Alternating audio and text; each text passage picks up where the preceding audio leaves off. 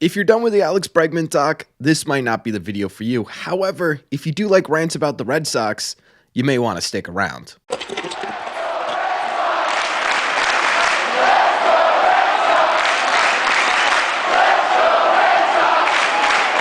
What is going on, everybody? Welcome back to Red Seat Radio. My name is Corbin, and thank you very much for clicking on this video. Today, we're going to be going over some new contract details revealed about where the Red Sox stand with Alex Bregman and why it should anger fans at least a little bit, starting with where everything is at right now, because we did get a pretty decent amount of Alex Bregman related news this weekend regarding where things stand, starting with everyone outside of the Red Sox. According to Houston beat reporters and then backed up by some national analysts, there are at least 3 5+ year deals on the table for Alex Bregman. Right now, the Houston Astros are kind of looked at as the favorites to bring him back. This weekend, they traded Ryan Pressly, their longtime closer, to the Chicago Cubs in order for them to make room to add money to Alex Bregman's contract and still stay under the second luxury tax, which is something they were adamant about doing. So all of a sudden, they are smack dab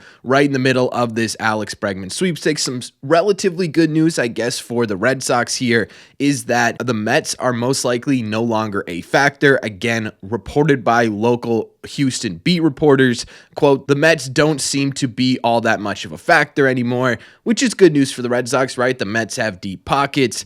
However, specifically as it relates to where the Red Sox are, they're kind of on the outside looking in right now, mostly because they are refusing to go more than 4 years on a contract. Alex Spear reported of the Boston Globe on Friday that the Red Sox, quote, "The Sox remain engaged on Bregman, but multiple sources said as of early this week that the team's interest had been in a deal of no more than 4 years. For now, it appears unlikely Bregman would accept a contract of that length, given a report by Ari Alexander, again of Houston, that Bregman has received 5-year offers from at least 3 teams this offseason. Alexander also reported that both Bregman and the Astros, with whom he spent his entire career, are now keeping the door open to a reunion. Now, again, this was before the Astros really jumped back into the Bregman market with that Pressly trade.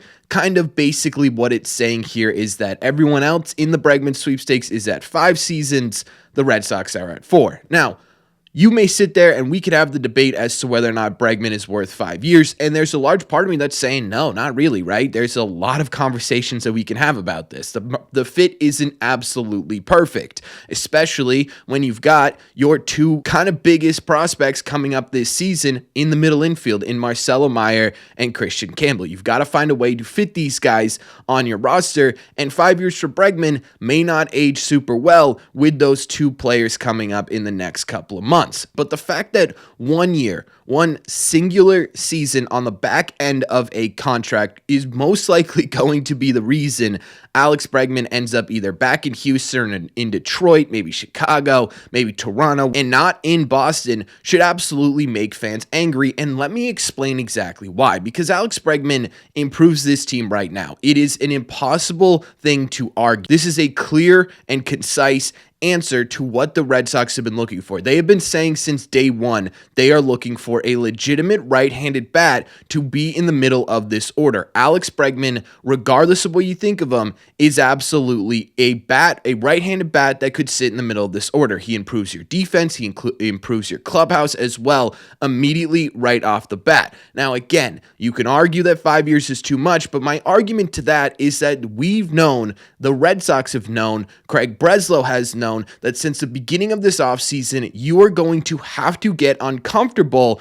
with whoever you end up signing. It's how the market is shaped up the entirety of the last couple of years. If you were going to sign any big name free agents, you were going to have to go beyond your comfort zone, whether that was Alex Bregman or Juan Soto or Corbin Burns or Max Fried or Blake Snell or Teoscar Hernandez, whoever you wanted to land this offseason, you were going to need to give them either more years or more money than you were originally anticipating. And up until this point, the Red Sox have refused to get uncomfortable. This isn't the kind of move a small market team makes. Signing Alex Bregman to 5 years, if you are a small market team, could be really detrimental. You could end up having to eat essentially the last 2 years of this contract. However, we're not talking about a small market team, regardless of how often the Red Sox operate like one. We are talking about one of the highest income teams in the entire sport. In fact, a top 3 income team in the entire sport of Major League Baseball. A big market team like the Boston Red Sox should honestly not really have any issues giving him an extra 2 years on a deal, or a 1 year, specifically 1 year in this conversation on a deal for anyone that they really think could improve and make this team better. Now, maybe the Red Sox don't think that Alex Bregman is the guy to improve their team. Maybe they truly are relying on Christian Campbell. Maybe they truly are relying on Marcelo Meyer. But that's a lot of maybes for a team that is trying to compete. Ideally, you are a big market team. You promised, you vowed this offseason that you were going to compete not only for a wild card spot. They weren't trying to sneak into a wild card spot, at least publicly.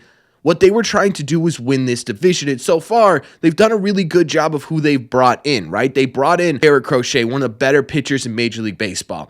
They brought in Aroldis Chapman, not a fun guy to root for, but he is going to improve this bullpen. They brought in Walker Buehler, who, yes, statistically wasn't good last year, but learned how to pitch again and should be solid for the Red Sox this season. What they have not done is get uncomfortable. They have not gone out there and put their money where their mouth is and made a move that says, hey, we are looking to absolutely dominate right now. They've improved their pitching staff for sure, and there's reasons to celebrate that. They haven't landed everything that they said they were going to, and so far it doesn't look like they are going to do that. Once again, you are coming out of an offseason where the Red Sox have made you promises that they have not kept, and that should absolutely infuriate Red Sox fans. You could sit there and say Bregman's not worth it for 5 years, and I'd probably agree with you. But what I will say is that a big market team should be okay signing Bregman knowing that, hey, we're probably going to have to eat the last couple of years of his contract, right? Because what that would mean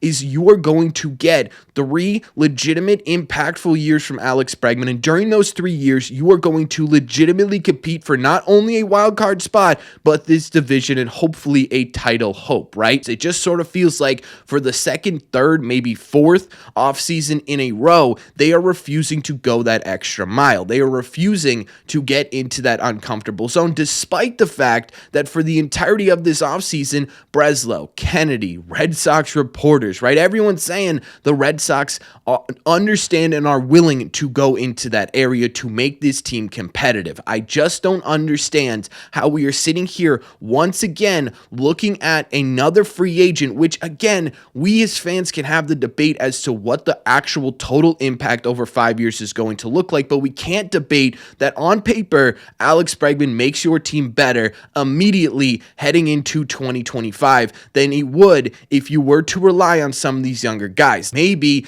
if everything goes right, those guys end up being better than Alex Bregman. Maybe if the Red Sox younger players take another step forward, they're going to be in aggregate better than Alex Bregman would be if we added to this team. But you know what I'm kind of sick of? I'm sick of looking at this team and saying maybe, right? Maybe if everything goes right, they do contend for a division. Now, I have expectations of a wild card based on how this team is constructed. I think a lot of you guys do as well. But we weren't promised a wild card team. We were promised a division contender. And right now, I'm sick of sitting there saying, yeah, maybe if everything goes right, maybe if you squint a little bit, the Red Sox are division contenders. There should have been enough movement this offseason where you look at this team and you say, yes, this team might not win the division, but they absolutely can compete for this division on paper. And based on the Red Sox inability to get uncomfortable, that is not going to end up happening. And once again, because of their ineffectiveness of getting uncomfortable, they are looking from the outside in on a player like Alex Bregman. Again, a guy who undoubtedly, despite your ideas of whether a longer term contract is the right move here, makes your team better in the short term. And that's what really aggravates me about this whole Alex Bregman thing. It's an inability of the Red Sox to get out of their own way, to act like a big market team, because a big market team would sit there, look at Alex Bregman, and they would say, yes, I'm looking to try and win a World Series right now, not in 4 years, not in 5 years. I want to win right now. I'm going to give him that extra season at the bare minimum just to get myself into this conversation. And then we can go from there to really improve the team on paper, to really give ourselves a sense of comfortability on how we can compete in the AL East. Instead, once again, they are at 4 years, refusing to go to 5, and we're most likely going to have to sit here and hope and pray that the weight of the Red Sox competitiveness is on a player or players that have no major league experience. And again, these guys could be fantastic. And this is what frustrates me the most about all of this, is that I do have hope for Christian Campbell and Roman Anthony and Marcelo Meyer, but I also don't want these guys to come in with the understanding that they have to be incredible right away, or this Red Sox team is going to sink and the weight of the world is going to fall on these guys' shoulders. That should not be how you are introducing generational talent to your team as a big market franchise. The Baltimore Orioles,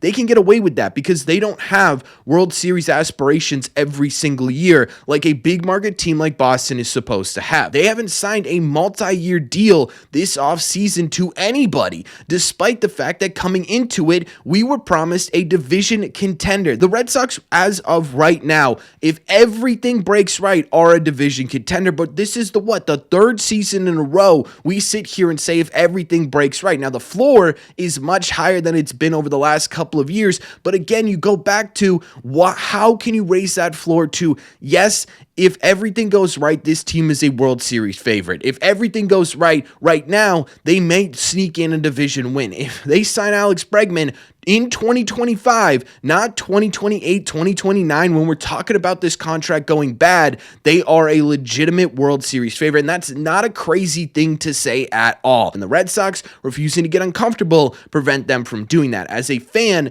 your expectation should not be, boy, if they sign Bregman, they're going to hamper themselves in 27, 28. Your expectation should be, Bregman's going to make us better right now, sign Alex Bregman, because money is no object when we're talking about the Red Sox, or it shouldn't be. It should not be a conversation. We have to sit here and say, well, if they sign Alex Bregman, they're probably not going to make a big move in 27, 28. That's absolutely ridiculous. It's an absolutely ridiculous conversation, yet we sit here and we have to talk about it over and over again because this front office is operating like a mid-market baseball team when it should be talking about the upper echelon of major league teams. And that's just simply how it is. So whether you agree on the actual person of Bregman himself or whether you disagree on the actual person of Bregman himself, it's what not going the extra mile for yet another free agent, at least right now, represents. Now, things are still ongoing, right? The Red Sox could get a kick in the ass with the Astros coming back into this and saying, whoa, wait a second.